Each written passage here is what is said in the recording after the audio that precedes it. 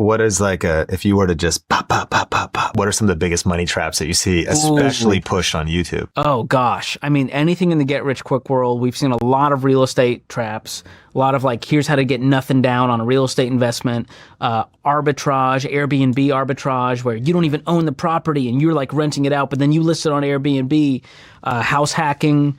That's another big one where you're going to rent out, the other rooms. There's a lot with buy now, pay later, credit, even like how to beat the system with credit. Like you're going to write a check from your credit card to yourself, but then invest that and then you'll make a spread even more than the interest. And I'm like, this is such a complicated way to exist. And so I unpack in Breaking Free from Broke, my new book, the first 2/3 are just unpacking the big money traps. And of course I cover auto loans, student loans, credit cards, credit scores, mortgages, investing traps, all of that just to help us go, let's get a baseline for financial literacy so we don't make these mistakes. Because I believe when we can just stay focused on the 4 things we need to do, then the other things, they'll come and go, those other trends. Yeah, congrats on the new book. It hit a chart. Yeah, we hit #1 on Publishers Weekly. Yeah. Nonfiction, that was huge. That's amazing. And again, turtle on a fence post moment where I'm like, the turtle didn't get there on its own.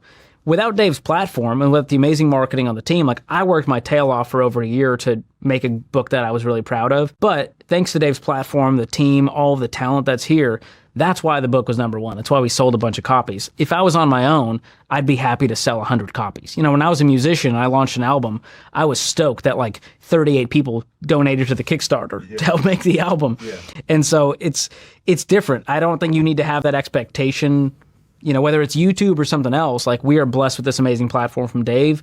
If I was on my own, sure, I'd own it all, but you might grow a lot slower. And so there's a piece of that, like a record label. You can be an independent artist and you might make it over time and still retain all of your ownership, or you could work with the label and get a cut of that and get propelled beyond where you could go. And so this is the route I've chosen. It doesn't mean it's the right way for everyone.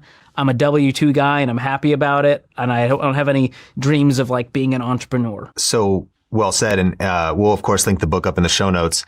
And I think people should pick up your book because getting your money right, if you're W-2 and side hustling, or if you want this to be your main hustle, man, what would be your advice for those that are trying to grow faster by just thinking I can leverage credit to do so?